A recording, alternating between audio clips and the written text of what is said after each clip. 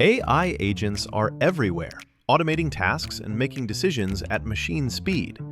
But agents make mistakes. Just one rogue agent can do big damage before you even notice. Rubrik Agent Cloud is the only platform that helps you monitor agents, set guardrails, and rewind mistakes, so you can unleash agents, not risk. Accelerate your AI transformation at Rubrik.com. That's RUBRIK.com.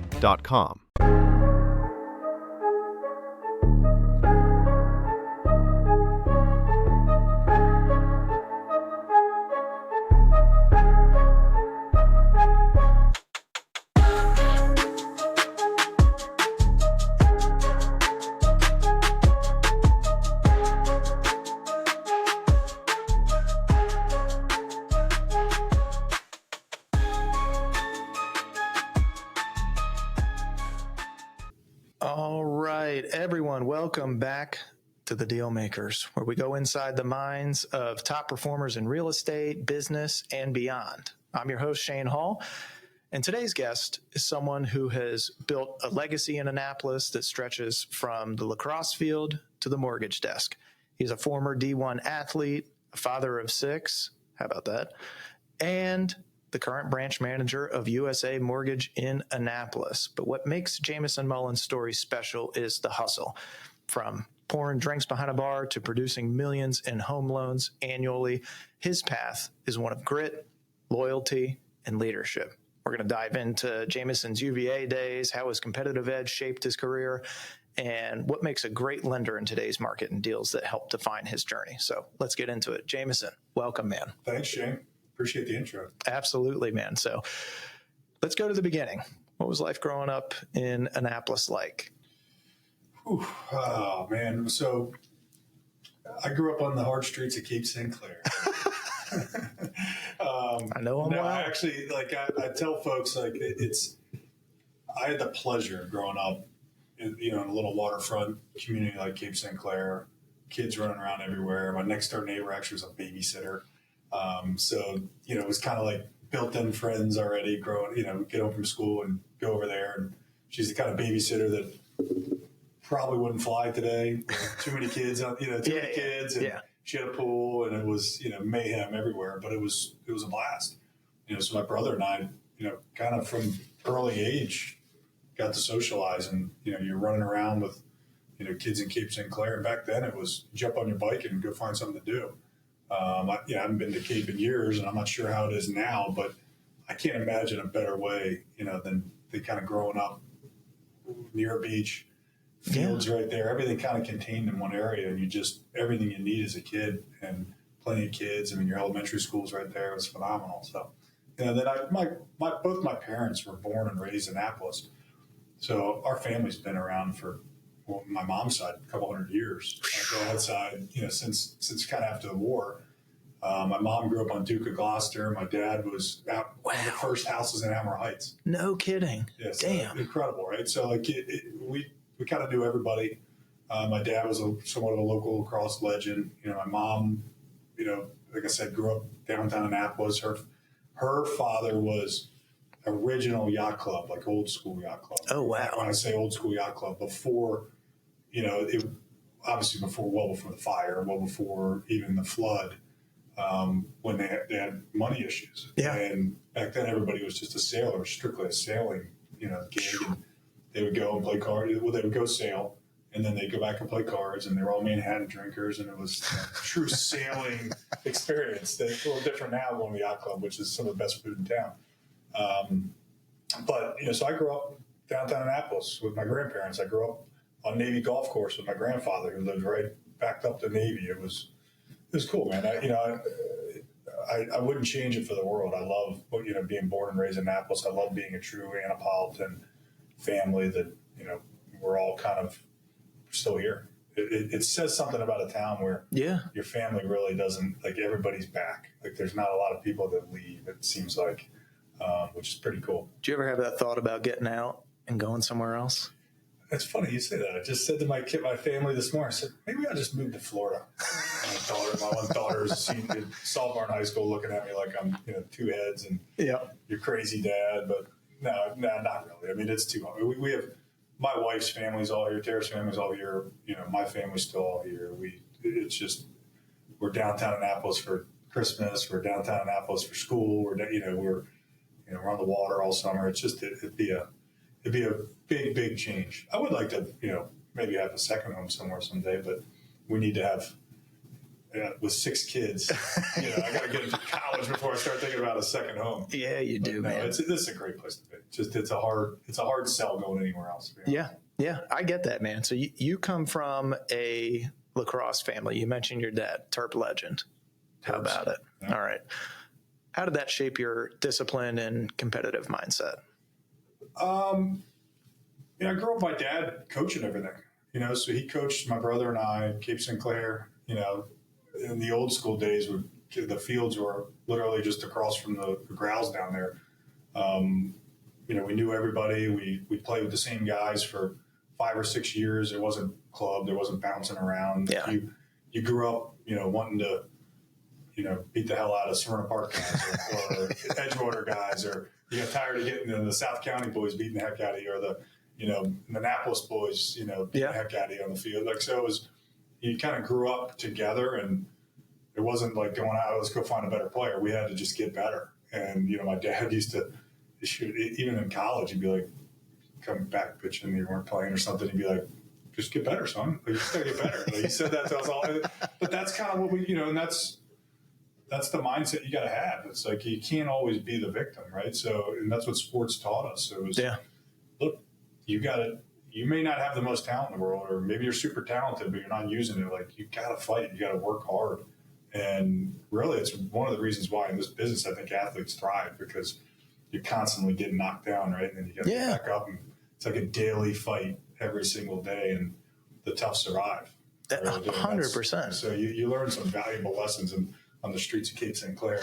And some of the best lessons were just playing basketball. Where guys like Danny Ferry, I never played with Danny Ferry, but there'd be some great basketball games down at those Cape Sinclair courts, and you're like, it's a fight, and there was no parents around, and it was like everything you did, and there'd be fights, and there'd be twisted ankles and blood and guys, but that's what we did. We loved it. I would, like I said, I wouldn't change anything about it. No, I feel like we don't get enough of that. We don't get enough taste of that these days. And we don't have, and some people might look at that as an aggressive mindset, but I really don't think it is. I think there's been too much coddling of our younger generations, and it's weird too, because the people that are doing it are the ones that didn't get coddled. Yeah, I know. It's our fault. It's a hard pill to swallow. Having 6 kids, I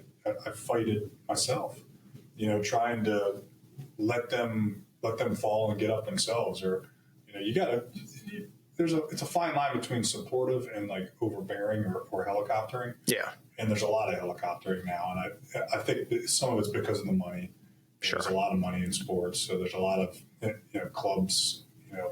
When a parent's paying $2,500 to put a kid in a club, they want some say, and they want to see some results. So different than Cape Sinclair, Exactly.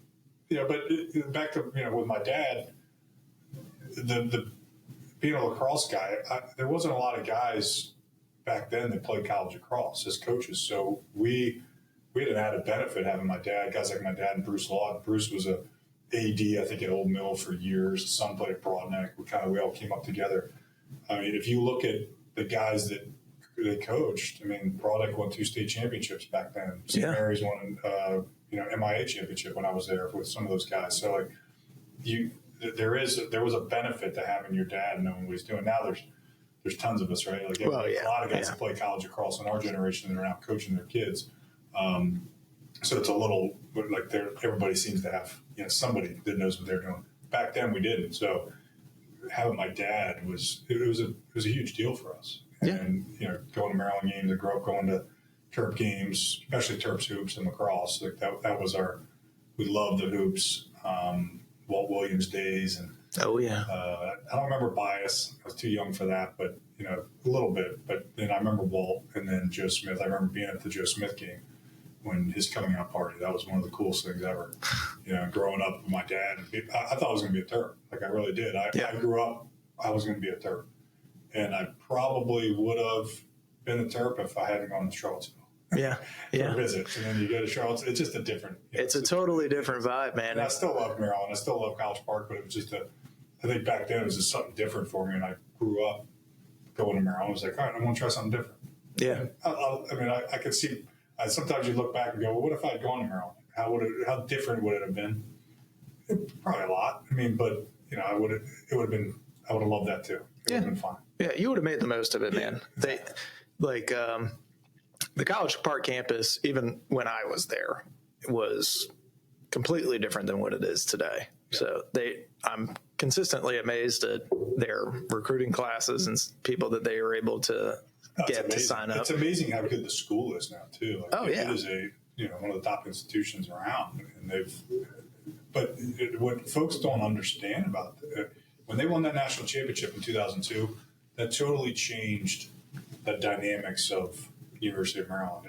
Not that it wasn't a good public institution before that, but as soon as that happened, you started seeing a new generation of kids from around the country wanting to go there because they want to be a part of something cool like that. And Ralph Friedgen, I think, had a couple good years after that too. And he certainly did. I remember talking to folks that the applications almost doubled, I think, overnight after they won the championship. So it's amazing what sports will do, right? People, they change the academics at schools. They really do. When you have great sports, people want to go there. They want to go and watch it. You get more eyeballs on you. You get more revenue coming in, and people just want to be a part of something cool. Right. Sure. Well, you mentioned St. Mary's earlier. Yeah. So you grew up in Cape. What brought you to St. Mary's? Same type of thing. Mom and Dad were both St. Mary's grads. Okay. But quite honestly, I thought growing up I would go to Broadneck. I grew up, a good friend of mine, John Sveck, is now a college lacrosse coach. Actually, he's in high school now, but he was a longtime college lacrosse coach. His mom taught at Broadneck. We grew up, he and I, best friends, we walk up to Broadneck High School and we'd watch those games. We'd watch all those guys. There was guys that we idolized. So I thought I was going to go to Broadneck. And then as I got better at lacrosse, and it wasn't that Broadneck wasn't great at lacrosse. It was just, I got the legacy of St. Mary's and my father, my uncle, my mom went there. That was kind of the draw. It might have been the opposite of why I didn't go to Maryland. It might have been, all right, I need to form my own path and not do exactly what my dad did. Yeah. I don't know, it's 30 years ago now, so it's hard for me to really, remember my thinking process. But anyway, so I go to St. Mary's. Rob White and Jim Moorhead were there. Jim Moorhead, legendary coach. Legendary. And by the way, so was, I'm blanking on his name now, the coach of Broadneck, same thing, legendary guy. Clay White. Legendary coach. But Moorhead was kind of one of those guys that had been there forever. I don't think he ever lost out of league game, or maybe one ever. And St. Mary's was just so uberly talented. And I was like, I think I kind of want to go try that. I was young. I was probably a year younger than a lot of the guys in my class just because it was September birthday and back then it was different. Yeah. But, just ended up, I think somebody got hurt my sophomore year. I made varsity and I maybe started scrimmage or something. And next thing you know, I'm a starter for 3 years. And, the story was written. It was great because I, could have gone differently. Sometimes an injury just changes things, right? And it might have been mono or something. But anyway, so ended up at St. Mary's and met my wife there. Met so many people that are lifelong friends at St. Mary's High School. So you did follow your dad's path. Yes, I did. And I'm still really involved. My dad's president of Rural Blue Club. We raise money for St. Mary's athletics, and so it's a true family thing for us. And I think it's kind of what it keeps us close, to be honest. And St. Mary's there's a lot of family still there. My football coach is still there. Yeah. And I still stop in and see him from time to time and talk to him. My daughter's there now. My wife's teaching there with 3 other kids that are there. So it's I love it. I do. I love it. I love the fact that it's downtown Annapolis. I love the fact that we're small and kind of a chip on our shoulder type thing. Yeah. And how good, how good they still are as a sports kind of group. I mean, they've fallen off you depending on the years because there's not an uber amount of talent, and Spalding's got pretty good, but it's when they're years where they're just as good as anybody, and some of these schools are 2-3 times the size. There are. It's cool to watch, man. I remember I had so I went to South River. That was 2004, 5, 6, 7, Yep. and I Also remember played on some awesome teams. Yeah, no, they had some good teams back then. And they've gone on to do very well in the public scene. But I remember it being it was an event going to a St. Mary's game. Yeah. And they were just like the size of the athletes, the speed, the knowledge of the game. It was just so much more advanced than what we had. I was always just impressed by it, but I never went. My kid brothers did go. Yeah. And I remember my brother Griffin was on the last MIAA championship team. Yeah, 2015. Yeah. With Ben Rubier and Joe Thompson. That's right. And dude, watching those guys play, it was like watching a little college team out there playing. It was awesome. Yeah. And the thing that I've always noticed about the St. Mary's guys, because it is kind of such a small community, everybody kind of knows each other. They grew up together. They all stick together, and they still hang out to this day. And it could be, I mean, my brother's been graduated for 10 plus years, but his best friends are still the high school kids. Yeah. It's not like all these college kids that, you meet and have friends with. Those guys still hang out together all the time. They go to each other's weddings. And I just think that's a really cool thing, man. Well, I think part of that's the draw of Annapolis too. Like people end up back here, right? So, Yeah. And that St. Mary's crew is pretty tight knit. They're not big schools. It's not a big school, so some of the public schools, kids get lost. Oh yeah. There's not as. It was just tight knit group. So it was always guys that we had to be, because there wasn't you couldn't go find other people. There was 100 people in your class, so you had no choice. But yeah, I'm still close with a lot of guys from 30, like I said, 30 years later. Still have text strings we still do fantasy football with some of my high school buddies. That's cool, man. Yeah. That's cool. It's definitely a cool feeling. It's definitely a cool community, which is why I like having my kids go there. I want them to have something similar. I think it's something that not everybody has. So it's something we take pride in. You got any lessons from St. Mary's that you took with you to UVA? Yeah, because it's similar. I mean, when I got to St. Mary's, everybody was good. Like it was playing sports, especially lacrosse. Everybody was good. So you kind of had to earn your way. You had to fight, to get playing time, and it's still that way. My daughter's fighting and sacrificing and doing what she's got to do as a teammate just to get on the field, and that's what you want. I mean, that's what you want. You want for your kid. You want them to learn to fight. They need to learn that lesson now, because they need to understand when they get to the real world, when they get to the point of of business. Like you got to be. It's about production. Like nothing else really matters. So, and when I got to UVA, it was just another level. There was so many good players. I mean, and now it's like players from all over the country, right? So like when I get there, you think you're some stud coming out of high school, and you get humbled quickly. Very. Which was, I was young. I was 17 when I got there, and it took me some time. It really did. I thought I would just, and I got to play right away, and took my lumps and had some tough times, but it definitely taught me that, look, it's no matter what, you think you should keep getting chances, or you think you should be just given, production. It doesn't work like that way. You have to produce, and because there's somebody behind you waiting to take your spot. Right? Always. And that's the key. That's what I learned at St. Mary's and took with me to Virginia, and it just was another level there. So that's incredible, man. Well, take me back to the recruiting days. What was recruiting like back then? Oh, totally different. So the summers you just went to like some camps. So like a lot of, maybe they got to see you at Carolina camp or Maryland camp or Virginia camp, or Then they're the top 205. They started doing that. Your old coach Cottle, and Tierney started that. And so we do 205, and it used to be an invite thing, and then it became a business. So they had more than 205 kids and had multiple sessions. But anyway, so that was kind of your club lacrosse per se. That was what you did. So a lot of the recruiting was actually done at high school games.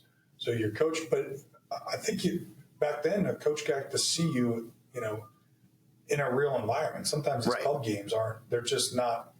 To me, they're not a real environment. No, it's like an AAU. Like there's not stakes. Exactly. Yeah. So, and I don't know who I was talking about it recently with. I'm like, if they recruited now, or like they do now back then, I don't know that I would have played at UVA because I was more of a late bloomer. I wasn't really. I had a great junior year in lacrosse, and then that summer played well at 205, and that's when I was getting significant amount of letters that summer. And Dom Starsia was probably the best at recruiting back then, and then Petro was at Hopkins as an assistant. Dick Adele was at Maryland. Who was at Claremont at Carolina? Those were kind of my schools I looked at. Loyola, Cottle was still Loyola.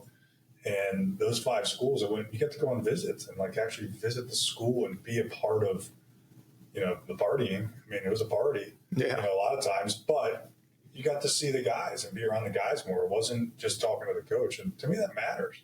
Oh, it does. You want to see what the group of guys is like. And I'll be honest, I liked them all. I didn't have a bad thing to say about any of them. I think Virginia was fun to watch at the time. They had Watson and Doug Knight and those guys playing, and I'm pretty good friends with both of them now. And, I looked up to those guys and was like, I want to play like that. And it was fast and, aggressive and just fun lacrosse. And that's kind of what, as an attackman, that's what I wanted. Yeah. I don't want to slow it down and guys like you beating on me. So we just wanted to run, right? So that was a little bit of the reasoning probably behind why I was just enthralled by watching those guys play. But I mean, any of those 5 schools obviously would have been, I feel like would have been phenomenal choices. It just ended up going down there. And Dom was very good. Dom was a hell of a recruit, as good as it gets. And we just had an unbelievable group of guys. I say we could, besides the top 10 teams in the country, we had better games a lot of times at practice, because we were so uber talented. Yeah. At all positions, and deep, probably 30 deep. Yeah, but the recruiting, it was definitely different. I don't think I early committed, and that was the fall of my senior year. Oh wow! So back then, guys they'd wait till spring of their senior year. I remember those days when it was there was 1, maybe 2 prodigies a year if you would commit during junior year. Right. And it was like, oh my God, that guy must be the second coming. Oh, yeah. I mean, this is unbelievable, because you couldn't sign anything until senior year. Now you get kids in 7th grade. Yeah. I'm going here, and you're like, what? Luckily they capped that a little bit and they changed the rules because it got out of hand, and it's impossible to know a kid. I mean, I'm coaching around an 8th grader what they're going to look like even as a freshman in high school. No, they might stop growing. Right. So it got out of hand. And they fixed it a little bit, but it's still, in my opinion, a little early. It's become sophomore year is your big year, and then summer, because everybody's on the phones September 1 of junior year now. Which to me is still they haven't really even learned how to play high school lacrosse yet. Most of them. Most of them now. And see how to play at that faster pace. Because it's different. When you play club, you're playing only your age group, right? So you're playing everybody in, say, 2028 or 2029 class. Well, next thing you know, you go to high school, you're playing against 2026s. Senior, when you're a freshman, it's a different ball game. And some kids can handle that speed, some can't. And you don't know that, until a couple years in, really, and how they're going to do. And that's why, to me, if I'm a coach, and you're starting to see some of this where the no can't misses a lot of times are going early. Yeah. But I think they're holding on with the transfer portal, so they're holding on kids now to see if they adapt anymore to the speed, right? So, they're not taking a chance on 8 kids, they're taking a chance on 4, and then they're going to wait for another 4. It's kind of what I'm seeing, but I could be wrong in that too. I'm not really talking to that many of them. I know the Navy guys and a couple other coaching staffs, but it almost feels like their thinking has to change yearly now because of the rules are changing so fast. Yeah. Yeah. And and that's such a tough age too to project anything. I was like you. I was the youngest in my class, playing varsity football at like 155 pounds as a middle linebacker, soaking wet against linemen that are 290. And like, all right.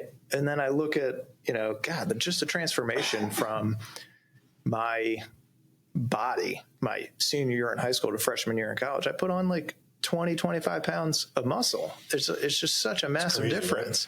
Right? And I mean, my brother was that way. I was like, my brother Griffin that I mentioned earlier, he was a little runt for the longest time and didn't hit his growth spurt until senior year. And then all of a sudden, the kid that was getting pushed over and bullied a lot because he was too damn small was now running through every check. He's running past people. And it's like, oh my God, he can actually play. This is weird. And, ends up scoring 3 goals in the championship game. And then people are like, who the fuck is this kid? Like, yeah, guys bloom at different times, man. It's hard to tell. I can't imagine trying to recruit, trying to anticipate that kind of stuff. It's hard. It really is. No. I mean, look at Patrick Spencer's a perfect example. He grew up. Great example. Yeah, I mean, he was, I don't know how big or tall he was, but I know as a freshman at St. Mary's, he was not big. Short, man. And ended up at BL as an All-American. And then obviously we know what he did in college and playing pro now. He's one of the best athletes to ever play lacrosse. I mean, those are people that maybe wouldn't have been recruited in those days of recruit a freshman. 100%. So it's like you got to kind of let things evolve and happen. I don't envy that coaching recruiting job because that's not fun right now. No, I got to agree with that. Did your dad give you any flack for going to Charlottesville? I think he was. I don't know if there was any disappointment or flack or anything like that. It was more from his buddies, because I was probably the oldest son. We grew up. The Maryland lacrosse family was such a family, especially even around here. Yeah. And so all these guys that they had kids that were younger, but I was kind of the first one. My dad had me when he was 26, so I probably was the first one to really come through, and to not go to Maryland. His buddies were like, what the fuck, come man? On, Eddie, like, what's going on here? How we screw this up? And then Justin ended up coming too to my brother to follow to Virginia. So he spent 7 years down there. Oh my God. And we had him wearing all kinds of orange. And, anytime they play him in other sports, there's a couple of times that basketball games were happening when he was down there. So, we get talking trash and stuff. It was fun. Like he embraced it because it was a very fun crew to be around. The families were awesome. Obviously the guys are unbelievable guys. So he can have fun with anybody. So we had a lot of fun down there, but he's still Terp. He doesn't. Oh yeah. He doesn't wear orange anymore. What's it like playing at that level and going from St. Mary's? I remember walking on the field my freshman year of college, first practice, and being completely blown away. And I had great coaches at South River and played against, one of them's Stevie Morrow, one of the all-time. Saw Steve last night. Yeah, it's a great dude. And one of the all-time points leaders in NCAA history. So I was thinking, hey, it's going to be a bunch of Stevies out there. You got to really step your game up. And the speed it was outrageous how fast everybody was moving, how fast the ball was moving. And I just felt totally overwhelmed with it. It took me a while to kind of get used to it and get acclimated. Well, I think what happens is you get the best players on every high school team. You end up playing this college team, right? So it's like you're now not just the best players at your school. Before it was like, all right, the best player, one of the best players at St. Mary's, one of the best players in the county, maybe even in the state. Now you go to Virginia, it's like that's everybody on the team. Yeah, everybody's like that. So if you're not playing to the next level and really picking up your pace, and some guys can't. They may not have it. Just not everybody's built that way. I was pretty, I was middle of the road probably athlete on the team, maybe kind of upper third. But there was some guys like J. Jalbert and Ryan Curtis and Chris Fratelli. These guys are thoroughbred athletes, right? Especially Jay and Ryan. That was another level that I'd never seen before. right? I played with Danny Merle, Steve's brother. Danny was pretty similar. Danny had some of the best hands I've ever seen, and can play fast. I mean, so playing with him, like I got the, and there were some guys at St. Mary's that were every bit as good as these guys in Virginia. It just, when you get to, the top guys were probably a little bit better, maybe similar, but it's that kind of lower end. Like everybody's good in that lower end now. So everybody's fighting for those starting positions. And again, if you're not, you can't have a bad week of practice. Next thing you know, you're sitting the bench. I mean, because there's somebody behind you that's ready to go. Exactly. So it is a hard pill to swallow, but it also teaches you like every day matters, right? You got to be ready to play every day. And I'm the same way. It took me probably till my senior year to really grasp that. I mean, I was a 21-year-old senior, so I was young still.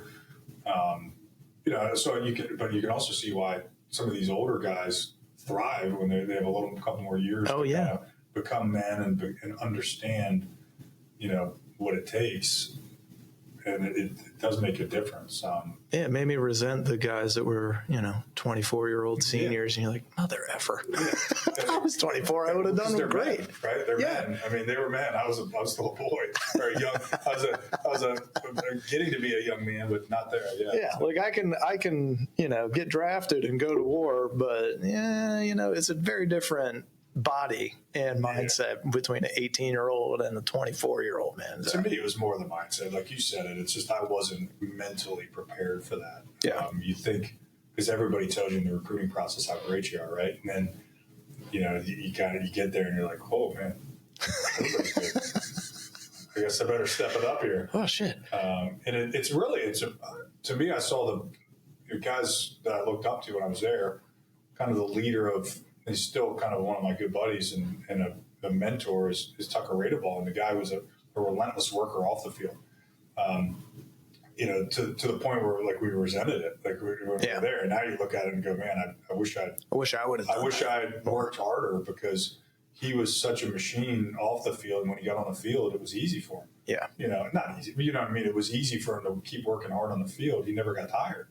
And he kind of helped will us to that championship in '99. He wasn't the most talented player on the team. He was super talented, but he wasn't the most talented. But he was the unquestioned leader because of his work ethic and just the way he played, not just in games, but the way he approached it every single day, the way he approached it in the summers. It was incredible. I remember getting recruited, and I was very fortunate. I had a guy 2 years ahead of me at South River who was an absolute stud, freak athlete, Mike Evans. Yeah. And Mike. Exactly. He's the kind of guy I'm talking about. I mean, this dude is, he's benching 400 pounds, running a 4.5.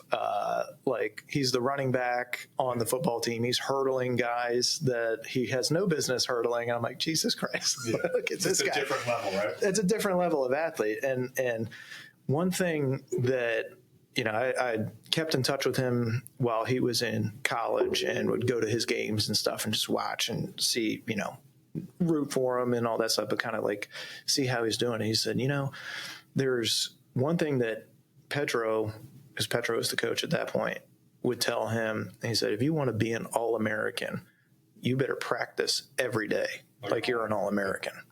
Well, Petro was like that too, right? He was relentless. Just a freak talent like Evans, or like Jalbert, but they were also relentless kind of on the field. Yeah. Like some guys, I wouldn't say, maybe they're not as relentless off the field like Tucker was, but when they're on the field, it's like, I'm going to run through a wall. Right? Yeah. And that's how they practiced. And, Mike was same type of athlete I'm talking about. You get there and you're like, man, these guys are, I got to find another way. Because I'm not going to out-athlete that guy. No. Right? So I better be trying to be smarter. And then, then you run into a guy that's like that and super smart, like Mike was, I know, on the field. He's like, I got nothing here. It's like, you guys are going to have to give it to somebody else, right? Because I can't, he's going to shut me down. I mean, but some guys are just that good. That's how Petro was too, and you see that a little bit in high school, especially in the MIAA. Yeah. There was plenty of really good players, All-Americans, that I played against in my 4 years at UVA. There was plenty of first-team All-Americans from the Baltimore, MIAA group. But, it's the ones that athletically were just another level. It may not have translated as much in high school. It did, but then they get to college and they're like, oh my God. It's like, what have I done? Yeah. What am I supposed to do with that? But it's fun too. It's like you get to sit and play with those guys. Yeah, it's a cool thing, man. How many championships did you guys win? We just had the one with 99. Okay. And Justin was in 2003. Gotcha. Yeah. Okay. So Dom was, first one is 99, 03, 06. And then maybe 2012, 11 or 12, something like that. Yeah, I think it was 11. Freaking 11, dude. Yeah. We lost to them in that game. It was disappointing. Yeah, that was the Monday game, right? You guys were just toast. And, dude, it was, Virginia, the kid that didn't play Saturday. Yes. It was on Monday. Thank you. And he was the best player in the field because he had legs. He had 4 goals in that game, and we're like, are you kidding me? They suspend him for the first game on Saturday. But, all of a sudden we can play on Monday. Meanwhile, it's 120 degrees on the field. We're dying. We're getting IVs at halftime. It's like a 7-2 game or something stupid, right? It was a final of that game. It ended up being like 9-7, but it was not like low scoring. It was low scoring. It was ugly. Everybody was dead. We had beaten them in Charlottesville 12-7 earlier in the year. So we thought, all right, well, we got their number. We'll be all right. And that was Steele's year, right? Steele was Steele was there. His coming out, I remember. Yep. I mean, it was great before that, but I was like when he became the legend he was. Yeah. Just took over those playoffs. They had Steele, the Brattons, Gettleman was the goalie. Malfris was running point at the pole. They had a lot. They had a lot of good guys, man. Yeah, they had a lot of good guys. I remember being at that game. That was tough for the Terps. Everybody thought going in, you guys had them. Oh, we thought so. We were like, damn, dude, Cinderella story. Let's go. We were unranked and all this stuff. And, we had beaten the number 1 team in Syracuse the week before in Foxborough. And so we were on cloud 9, man. We were like, fuck yeah. And then we smoked Duke in the Final Four. I mean, it was like a bloodbath. Was the football kid playing attack for you guys in that year? No, that was the year before. Okay. That was Yaters. Yeah. Yate. He was a big boy. Dude, he's a massive human being. Still the biggest hands I've ever seen in my life up close. So after college, you don't do mortgages right away. What do you do? Ooh, I was a little bit burned out, to be honest, on lacrosse. So they had just started the MLL at that point. Okay. And a lot of guys they had done the showcase the year before. And I had kind of finished up pretty strong my senior year, but we lost in the first round up at Army to Hofstra in overtime. Tillman Johnson was in the cage freshman year, his freshman year. We were really talented, but kind of young. So we lose, and at that point, I'm like, I got to get out of Dodge for a while. I think I finished up the summer with Spanish, which always gave me hell in college. So I finished up, and I'm like, no comprende. Yeah, I come home, and I'm like, what am I going to do? And a couple buddies of mine lived in Charleston, South Carolina. Oh yeah, a couple guys that were at school down there still, and they were maybe doing a 5th year or whatever. And I'm like, I'm going down there. So I moved down there to Folly Beach. Oh yeah, and kind of get it it wasn't easy to find a job back then either. So I ended up catering and bartending down in Charleston, South Carolina. Could be worse though. Could be worse. Yeah, it's a nice setting, phenomenal. man. We live right on the beach. I mean, we're talking Folly Beach is kind of the surfer, kind of hippier area. Oh yeah, of Charleston. So just living the good life, catering, bartending, being an idiot, and then I got a job at Kiowa, which was unbelievable. So, wow. A local guy from Annapolis had moved down there. I don't know. He bought probably in the early 90s in Kiowa before it exploded. Yeah. It was stupid expensive. And they had 2 private courses on Kiowa Island. One of them was Cacique, it was brand new. And they were actually, luckily, they just opened and were hiring people. Yeah. I remember making, I think they paid me a salary $25,000. Yeah. And I got free golf. And I was like, a salary? I get a salary? Really? This is great. Honestly, it's the only salary I think I've ever had in my life. Really? Oh, that's so cool. So, I get a salary. I'm playing. I would show up at 6 a.m., work till 2, And then, just as a cart boy, basically, cart barn guy, bringing the carts out. And there was a no-tip facility, and that's why they paid us, it was one of those places, really nice. Yeah. But then we got to go play golf in the afternoons. That's cool. So I got to play a lot of golf. Was basically doing that, go home, some nights we party. It became tough to, like, those 6 a.m.s because it was a 45-minute drive at least in the morning from Folly to, you had to go in town and then back out to Kiowa. Yeah.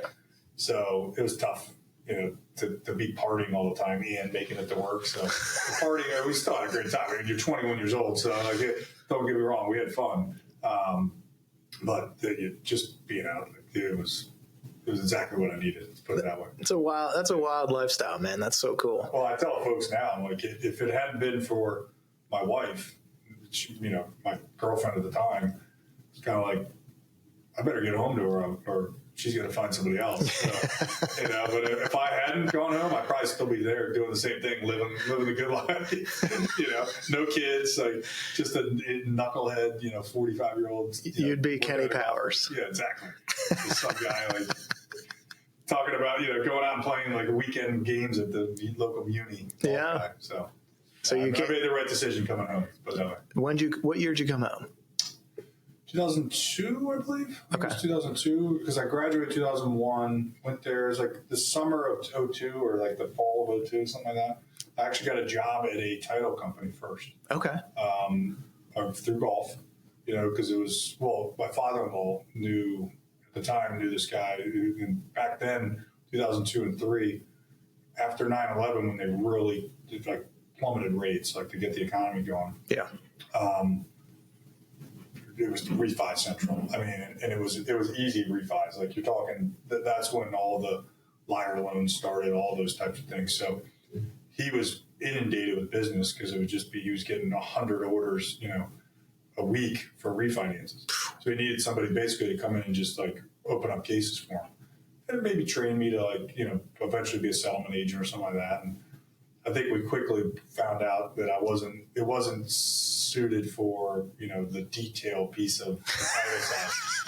He's like, you're more a talker, James. You ought to get into, you should be a loan officer. I'm like, okay. That's not a bad idea. He's like, I think you'd be better at that. Funny, I said Dick Ham was his name, the guy that was the title attorney at the time. He just called me recently this week. So, I still have a relationship with him, a great guy. And he was kind of the first one to mention maybe you should look at being a loan officer. So I talked to a couple local guys, a Maryland guy, and I ended up going to a kind of a place that was more of a refi shop because you could kind of just call. I think we were calling home improvement leads or something like that. Yeah. And cut my teeth on refinances. So those first couple of years, 2003, it was a company called Elite Funding Tenacity Mortgage. A lot of refis, and then I did start doing some purchase stuff. They were big into condo conversions at the time in DC. Oh, okay. So 2005 and 2006, these guys were going in and buying up apartment buildings and converting them, and it became a pretty big business for them. And then 2007, 8 happened, and it just that whole condo market got collapsed because they were starting to do them all over the country. Yeah. And there was just such a influx of. There was too many units on the market. Oh, I bet. No, not enough buyers. Everybody was, everybody had already bought in the last couple of years with all these easy loans, and nobody could get a mortgage for years because of it. So, but yeah, that's how I kind of cut my teeth when I got home, and just one of those things where I didn't know what I wanted to do. So I got into real estate and started with title. And I'll tell you, getting the title first though does help you understand the transaction. Yeah, I got to talk to real estate agents. I got to talk to loan officers. You see how settlements go. You see the different. You start understanding the title piece of it, which is important stuff. And I mean, there's a lot of times where folks in our business don't get that kind of training in a different part of the business. Yeah, and so it's kind of nice. It's been helpful for me for sure. Like there's a lot of things easier for me to pick up on because of that. Yeah, when you understand the mechanics of the entire transaction and everything that goes into it, it makes it a lot easier to when you see the full picture. You're working with all the pieces of the puzzle instead of just looking at the box and knowing, all right, well, this is kind of how it should go, but for sure we'll figure it out. Yeah, and you get a full picture. Yeah. You just kind of see everything that's happening, and it also kind of lends itself to what part do I want to play in this? Yeah, that's true. Where do I want to be long term with it? So that's how I ended up in the mortgage side. Well, how has the landscape changed since you got into mortgages? Oh, how is it not? I mean, it's like, obviously we were talking about this off camera earlier, but the amount of change and just the amount of people is it's unbelievable. I mean, it was probably 400,000 or 500,000 loan officers. I think at some point, I don't know the exact numbers, but I think what it's going to end up being is probably like 80,000 after 20 years in this business. Damn. It's just the regulatory stuff after 2008 completely changed the game, and it made it very difficult for just anybody to do mortgages, right? So a lot of folks, plus just the lack of volume back then, got a lot of people out. Yeah. So it's still the same basic principles of getting a mortgage, but back then, if you could follow a mirror, you were getting a mortgage in the beginning. Once 2008-9 hit, completely changed, and it was full doc again, everything, and it was over the top documentation. But the premise, like the change for me, and where I learned, I had to change again. You go to college, you learn you got to change your ways, you got to change your work ethic. I had to change not only my work ethic in the sense it wasn't easy anymore, but it was also I had to work smarter and go after certain avenues of business. The real estate agents drive business now, and they drove it even more back then probably. So I realized I had to get, more in tune with real estate agents and network more with agents, builders. God bless you. Because you want it to be a full, most agents want a full service operation. They want some of it's the control piece. They also want their customer to go through a great experience so that they come back to that agent. A lot of what happens, right, in the transaction, if things go sideways in the transaction, even if it wasn't the agent's fault, they just will associate a bad experience with the agent. Yes. So that's why it's so unbelievably important to have mortgage people you trust that are going to give your customer a good experience. And so what I learned is you better prioritize customer service as a loan officer, not only to the agent, but to the customer too, because if you're not with the customer, they're going to tell the agent. Yeah. And then next thing you know, if you get too much of those complaints, next thing you know, you're out with that agent. Yeah, of course. And it should be. That's the way it should be. And the agents do a good job. Most great agents do a great job of vetting loan officers, and they can smell bullshit pretty quickly. Yeah. You know what I mean? Like they can smell, like there's a lot of guys in my business that are bullshitters, and they get snuffed out pretty quick by the good agents. Now, a lot of them do a good job still of, they'll find new agents. They just stay on the hamster wheel, find new agents. Yeah.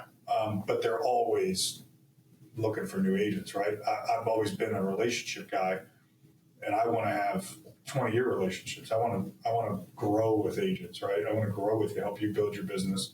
Same thing on the builder side. Do a lot of new construction, and I've grown my business with the builder as they've grown.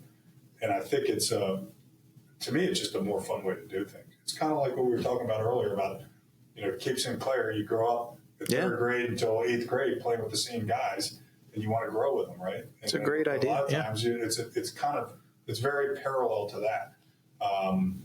It's not just a transactional thing. It's like, some of my best friends in the business are agents, or, they're agents I've been working with forever, builders, or guys that I would invite to my birthday party. And that's what you want. Makes it more enjoyable. It does. Yeah, I mean, are you going to have that with everybody? Of course not. But you want to enjoy.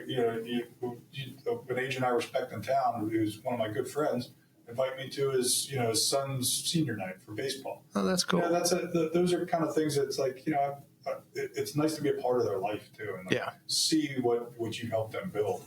And I think I think agents feel the same way about their lenders. Like I like to see. They like to see me do well. That's what they want.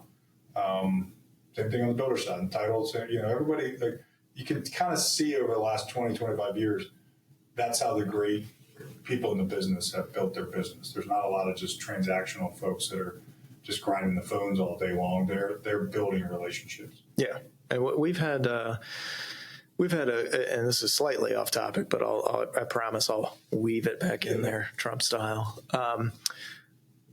We've had a couple of clients and people close to us pass away in the last year, and it makes you realize how finite time is. Yeah. And the older you get, the less of it you have, obviously. Duh, that's how it works.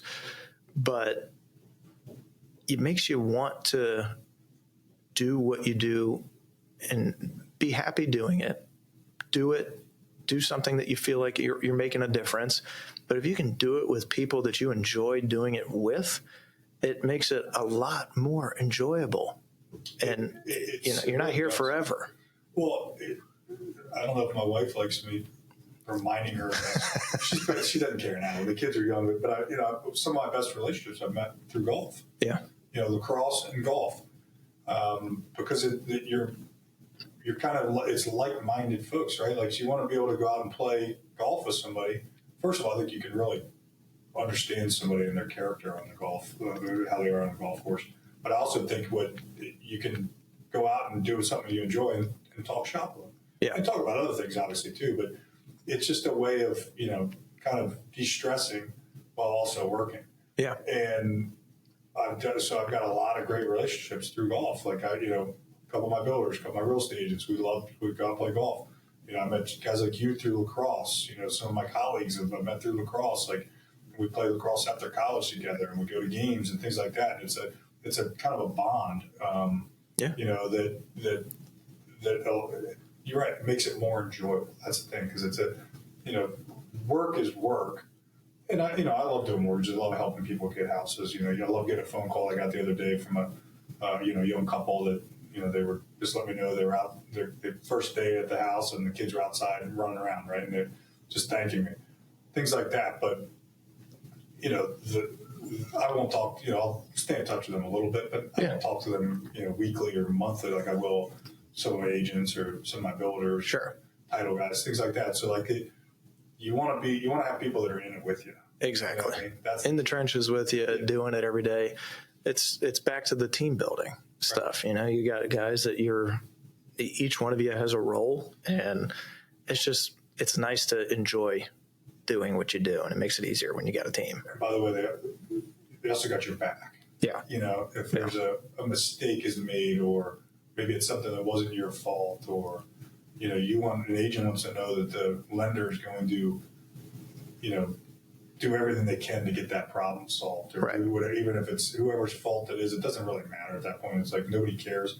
Let's just get the problem solved, right? Yep. And having your back and not just putting your hands up, it's a big deal. And if somebody's in the trenches with you, they're fighting to get every deal done for you, because it's obviously our livelihood, and our kids depend on it, right? Yep. So that's an important piece, and it's nice to know you have people that are in the trenches with you. You coach and mentor your kids and their teams. How do you lead both at home and in the office? So having 6 of them, it's a lot, man. It is, and but you understand that their personalities, every single one of them is different, right? Yeah. And so my oldest daughter, I coached her for years, and I could say anything I wanted to her, and I could be the hardest on her, and she'd be fine. Like, she would let her roll off her shoulders, and it allowed me to be hard on other kids and make it look like I was just as hard on, I wasn't just hard on them. I was hard on my daughter the hardest. And right. if she could handle it, then they could too. My other kids are all different with that. Some of them they're not all the same. I've noticed the same thing with the kids I coach, right? Like, everybody's personalities are different. You got to see what motivates them. It's no different than in the office, right? Like, some people need a pat on the back. Some people need a kick in the butt. The great leaders, and I wouldn't put myself in a great leader category. I do my best. I try to lead by example, and help people when I can and be responsive. That's kind of my leadership, traits. I mean, that's my style. I'm not a rah-rah guy. I don't come in and every morning be like, pounding on the table, let's go guys, cut guy, and I'm not. You're not McConaughey and Wolf of Wall Street. Oh, no way. Not even close. Although that's a great movie. And I'm not even like the smoothest salesman talker. So like even like coming in and listening to me talk. I mean, I think guys would. My folks do probably benefit from hearing some of what I say, but it's not like I'm a hard sell. Right. I establish my clients, trust kind of the same way I do with my referral partners. It's, just straight honesty. I'm not smart enough to remember lies. So right. I'm, or BS. It's a great way to put it. I try to sound as professional as I can and as, what's the word? Basically I'm trying to, like, I know what I'm doing, like as informative as I can, like making them feel like I actually know what I'm talking about, which I kind of think I do. Yeah. At least I hope I do. So, as far as, leadership wise, I think that's kind of all you can do, like lead by example. Now, with coaching is slightly different because you're kind of, you're forming everything on a daily basis. You're putting it's when you're leading loan officers or a team, you got to kind of give them some freedom to sell how they sell best. Yeah. Lacrosse, you still have to kind of work more as a team. It's a little more individual in our business. But again, it's still the biggest thing is the personalities. Like you just got to manage different personalities. Some kids can handle you yell at them. Some kids can't. Some kids can be the scapegoat and they play better. Some kids need to be told they're the greatest thing ever. My loan officer's the same way. In fact, probably more so. Yep. Right. What's one of the most underrated traits of a top tier mortgage broker? Responsiveness. Yeah. I'd say there's two things. I work with Sam Rosenblatt, who's probably the top loan officer in the region, has been for 10, 15 years, at least one of them. And Sam is incredibly responsive with his customers. I've kind of built mine the same way, responsive with your referral partners, because a lot of times you need quick answers. Folks need quick answers. Yeah. So if you're not getting back to them that day, you better be getting back to them first thing in the morning. They better know why. Or sometimes it's a quick text. Hey, I'm at a funeral with family. I can't make it. Do you want me to have somebody call you, or can I call you tomorrow? Most, like 95% of the time, you just call me tomorrow. Sorry for your loss. So it's responsiveness. The other thing is problem solving, which is the harder part. So the responsiveness is that's probably 75% of being a great loan officer, and you can make an awesome living if you're just responsive. I think the top tier guys are the greatest loan officers I've seen, and frankly the greatest real estate agents are problem solvers. And there's a bit of a difference in intellect there. Like you got to obviously be smarter, right? You can't just be I'm just going to grind out the work. Like so, there's another level of good there. So I would say those two things. I mean, one of my old mentors used to say, just do what you say you're going to do and call people back. Yeah. He's like, that's 90% of the business. And I agree with him there. But doing what you say you're going to do is if you say you're going to get a loan closed, you're going to call somebody back, you do. Right. And so that's a big piece of it. And it's, anytime you give a pre-approval letter, you're basically saying, I got this. Yeah, I got this. And you better get it. Yeah. And that's doing what you say you're going to do. And if the better you get at problem solving, the more confident you are with this pre-approval letter, right? Too, because there's all kinds of stuff. You guys see it in your business, we see it in our business. All kinds of problems that get thrown at us on a daily basis. And the overwhelming majority of the ones you guys see, I don't hear about. The overwhelming majority of problems we see, we try not to bother you with because it's not something you want to hear on. It's not something you need to deal with. Right. That said, the big ones you will hear about some. And, you hope it's not something that the loan officer created, which happens a good amount, or something they missed. So, I guess if you want to throw in doing your due diligence up front, getting documents. One of the things that changed my career was a blow-up deal, 2012, 2011 or 12, something like that. It was back in the day when financing, you had to get everything. You're getting tax returns on a W-2 employee. You were getting, all their bank statements. You're getting, basically blood samples, everything you could possibly get. I mean, it was crazy. But it taught me to be to get all that stuff and Be review thorough. it up front, be thorough up front, rather than, we'll get it, 2 weeks down the line. No, I started asking for it up front. But I had one in particular deal that, I missed a guideline on. It was a crazy guideline on a jumbo loan. And I'll never forget it, but it changed my career in the sense that, you've got to be diligent up front and really comb through guidelines on products that you may not know. Now, since then, guidelines have changed so much. Yeah. So it's like, it's not as crazy with some of that stuff, but it definitely taught me because that customer, even though it was really a crazy one, they'll never do business with me again. They shouldn't. I don't deserve that business. But that, everybody has those stories, and it really is how you get up from it, how it shapes you as a loan officer. Do you just brush it off and say, it doesn't matter, it wasn't my fault, or take responsibility for it? Say, yeah, a lot of guys would have missed that, but I'm never going to miss it again. Yeah. Right. And I think that's what the great ones, they don't do that. They don't miss anything. Well, you mentioned that deal. Do you have any good ones that kind of tested you or that you're proud of? One of the first builders I ever started working with,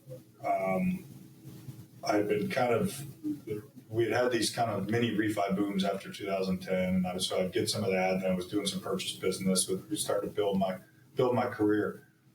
But I was kind of feeling like with all these kids, I needed somewhat more of some more consistency. So I'm like, I need to branch out and find some other ways of getting business too, just to have it. So I reached out to this builder again I had a contact through playing golf, and they just happened to be looking for another lender at the time, and played golf, and they threw me a tough deal kind of at the end of the year. And it was a kid right out of dentist school, and he was becoming a dentist, but he was a 1099. Yeah. And, you and me both know, 1099 employee like you guys are, you got to have somewhat of a work history to know how the expenses are going to look, right? Before you can get a loan. And my mentor at the time, he and I got into it and dove into it hard. And the builder put some pressure on us to get it done. Because it was back when builders, anybody went through 08 as a builder might have had it worse than even the lenders did. Yeah. These guys had purchased land and done things, and they were losing their shirts. Yep. And so these guys were trying to rebuild their business, and they really needed to get it done because their credit lines the next year depended on what they closed the year before. And so closing this by the end of the year was a huge deal. Well, I worked on Christmas Eve to get a loan approval, and then worked on, we had some conditions we had to get to. So I'm working on New Year's Eve, not all night, but we ended up getting this thing closed. And I've been working with them ever since. That's 15 years ago or 13 years ago. So you never know that one deal that's going to change your career, which is why you got to kind of treat them all, with the utmost respect, because something could just change it. So you could save a deal or, get a deal done that, on a timeline that nobody else could do, and next thing you know, that's your referral source for life. That's your partner for life. So that was probably one of the ones that, I think about as, one of the more important ones that ever got done. Definitely proud of that. Yeah. But I think the one I talked about before that, the one that beat me up, the one where I missed something, it was that's the one I remember more. You just I can't. Like that athlete mentality. I remember the losses more than I remember the wins. Exactly right. Yeah. How do you balance being responsive and being everything for the client, but also having 6 kids, a wife that needs you? That's something that I think top agents struggle with, top brokers struggle with. Have you been able to find that balance, and if so, how? Yeah, it's getting better. The better the older I've gotten, the more I've learned to shut it down a little bit and just be, you're still responsive. I mean, the problem with the phones is that you can do it from anywhere, right? So you go on vacation and you're like, I can't miss anything. But I've learned to trust my team more, or at least try to trust them. That's a tough thing. Yeah. I talked to my dad in Aussie about that. My dad's ran a pretty big CPA firm that his father had started.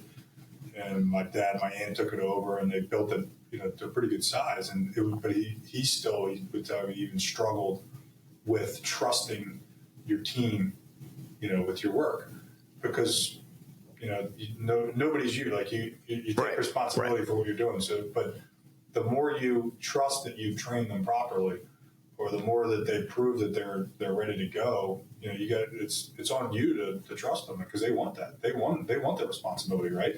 So I've gotten better with that. But it's still a struggle, you're still trying to be there and be present for them. And it goes quick, so I've already got one in college, and my youngest is 10 now. It's hard to believe. We're still playing lacrosse, and my kids were running around, right? And it happens so fast. And I honestly, I'm enjoying them as much as ever now, because they're older and you can talk to them a little more. The teenage daughters thing is a little tough to figure out. They all of a sudden have an attitude. They don't look at you as their hero dad anymore. It's like dad's the one that's a pain in the ass, and mom. But they do have their personalities now. You're seeing them become young adults, and my daughter in college, and another one going next year, and it's like you kind of realize, all right, I did something right. Yeah. And it's nice to also be like, look, I busted my butt so that they can have, the things that they want to have. So they can have the stuff.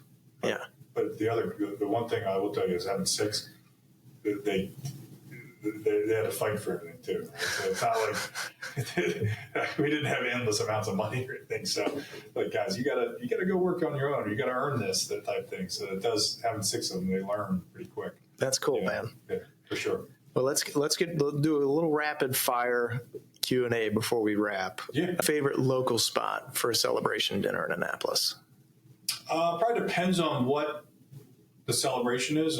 Tara and I would love Vin 909. Oh, yeah. I've always loved that place. I don't know how long it's been there now, probably 20 years, but that's usually, if we ever have, we don't, over the last 20 years, we haven't had that many nights out, right? At least it's just the two of us. But that's a great spot. If it's more of like a family type, party type thing, it's always McGarvey's. McGarvey's is kind of a family, affair for us. My mom was actually one of the managers there for Mike Ashford when I was born. No kidding. There's pictures of me, like in the Johnny Jump Up in the manager's office. My dad's on the wall in the back, right? So I think we have our McGarvey's team a picture up in there. Oh yeah. So my dad's McGarvey's team, Ashford did, years ago with legends from Maryland on that team. So it's just kind of like that's been our place. We go there for Christmas Eve every year and see the same folks. That's cool, man. So I love it there. There's Chop Take's great now, like some of the newer spots, but of the ones that I would say, if I had 2, one for my wife and I to go to on or the family to go to for a real nice dinner, probably Vin 909, maybe Lunas. Yeah. And then the other McGarvey's is the clear-cut bar. The old staples, man. She's the staple, right? One piece of financial advice you wish more people followed. Start saving early. It's never too early to save, and pay attention to your credit. I think a lot of kids don't understand it's important to pay your bills on time. Yeah. And then people get too far down the line, and then they go to buy a house and like, well, why can't I get, because you got late. Well, it was just a $30 late payment or something, but it doesn't matter. It's a pattern, right? So I think our financial literacy is probably one of the biggest flaws of our school systems now. That's come up a few times on the pod. Has it? Yeah. And to me, I feel like that's one of those things where I was lucky enough to have a CPA father. Yeah. So conservative, very, very much a trusted advisor to his customers. And so my grandfather, even more conservative. Great Depression. World War II veteran hero. So we were just a conservative family. So it was don't overspend. Don't save your money. And then I'll never forget an old school agent, Dave Wright, from years ago, was a friend of my father's, said to me, Jamison, as soon as I got in the business, save your money. He said, because you're going to have times where he's like, just make sure you save your money. So in our business, that would be the biggest piece of advice. Yeah. Save your money. Save your money. You never know when you're going to need it. Hardest part about being a mortgage broker? Probably the hours and the unpredictability of the hours, I would say. I mean, to me, that's the toughest thing probably about your guys' business too, right? Like you just don't, you're kind of always on. Yep. I'd say that's the toughest thing. There's no 9 to 5 to it. And even there's not a lot of vacations. You can try. But good luck, right? Exactly. So I'd say that's the toughest part. Best part of being a dad of 6? Just having them around you all the time. It's just kind of like you're never lonely, which is nice. Do you wish you had some alone time? Sure. Sometimes. Yeah, but I think just, the best part of being a dad of 6 is, you got, kind of your crew for life. Yeah.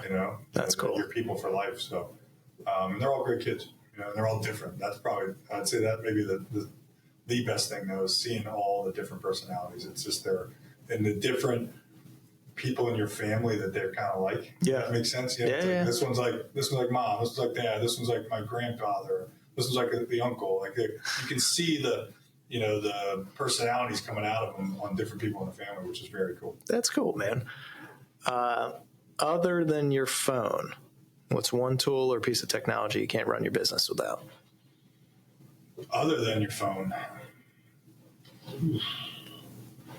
Computer. I mean, everything's so computer based now, I guess I could write everybody's info, but it's almost impossible to do what you need to do without having a computer. All of our technology, because you can do it, nobody wants to print anything anymore. Yeah. In fact, this is actually a cool story. When I worked at a bank years ago, they were initially trying to go to the paperless stuff. It was like 2007 or 8. And the first month they did, they saved $400,000 in paper costs. And then it went away from that. Everything was paper again after 2008 and 9. But then as we've gotten back into like everything's, right, you guys probably don't print anything anymore. I mean, all the contracts are all done paperless and all of our disclosures are mostly done paperless except for the stuff that has to be recorded. So you can't really do anything without a computer anymore. Yeah. No, I agree. UVA or St. Mary's, you had to get the band back together again. Which team's going to win in the backyard tournament? UVA versus St. Mary's? Yeah. Oh, that's a good question because a lot of the St. Mary's guys all played major D1 college too. Probably UVA, but it would be closer than you think. I mean, we were number 1 team in the country in high school, so that team was uber talented. I mean, it was an all-star team of Anne Arundel County, frankly. Minus a few guys, but it was incredible. That's awesome. It'd be close, but UVA. What's your pregame pump-up song? Now, because I coach the girls, probably like Pink, Raise Your Glass. I get in the car and I put that on and I'm like, embarrass my daughter with her friends in the car. If it were me, it would probably be like me actually playing still. Probably some sort of like Led Zeppelin, one of the Led Zeppelins. So there's like 50 Led Zeppelin songs that I could pick, and or maybe Rage Against the Machine or something like that. But now because it's my kid. Oh, I'll tell you this: with my boys, they love gangster rap. Of course, yeah, man. NWA is a huge one. Dre. So I love NWA. What's the one? Express Yourself. Because it's a little less cussing in that one. Yeah. But my boys, obviously, they love the ones like, fuck the police. And things like of course. Just because of the cuss words. Of course. They're 10 and 12, so that's all they care about, the foul stuff. But we don't let their mother know that they're listening to that stuff. No, she won't watch us or listen to it. A lot of my pregame pump-up songs are kind of based around with my kids. Either embarrassing them or enjoying it with them. All right. For anybody that's listening who is just getting into lending or maybe thinking of switching careers, what's your biggest piece of advice? Know what you're getting into. And then, frankly, if you're going to do it, you got to be 100% in. Yeah. You can't do this.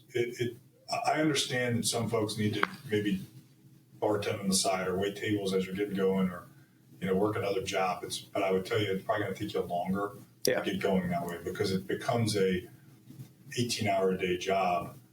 Not because you're constantly sitting at a computer working, but you're always thinking about it. You're always working on it some way, right? So it's real estate agents and mortgage guys. We are 100% commission. So you have to be kind of always on, right? You're always thinking about it. So I would say don't just, if you're going to do it, you got to be 100%, I'm doing this. It's like you're going to run a marathon, you better be all in. Oh, you don't just get out there and try to run a marathon, right? You got to prepare. I've made that mistake. Yeah, exactly. Right. It's not good. No, it's bad. This is a marathon, man, and treat it that way. So you got to it's a daily grind to get yourself ready for it, and know you're going to get your butt kicked, and it's probably going to take you. I was pretty tight for a long time. A lot of the Northwestern Mutual guys. Sure. And I learned a lot from their sales techniques and what they did to build their businesses and selling insurance.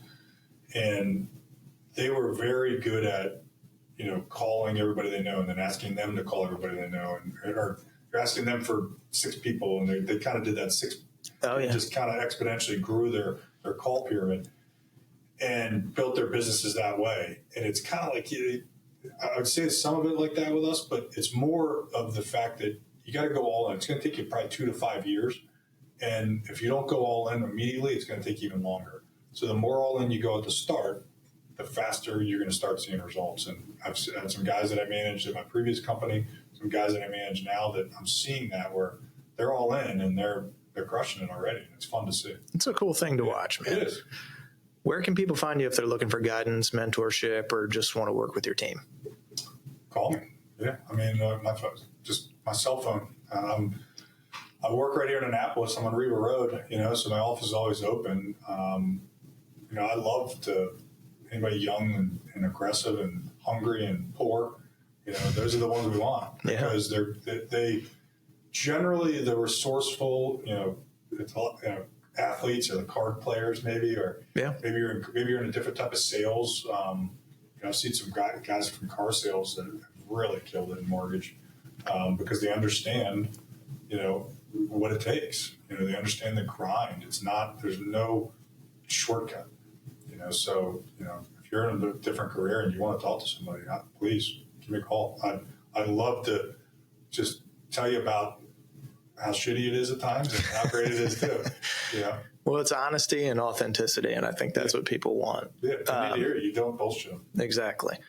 Jamison, this has been great, man. Great being here. I appreciate you coming on and doing this, from bartender to branch boss, lacrosse player to mortgage pro, and one of the most trusted names in Annapolis, real estate finance. If you got value from this, share it with a teammate, a fellow agent, someone navigating the mortgage maze. Until next time, keep making moves. This is Dealmakers. Thanks, Shay. Yeah, man.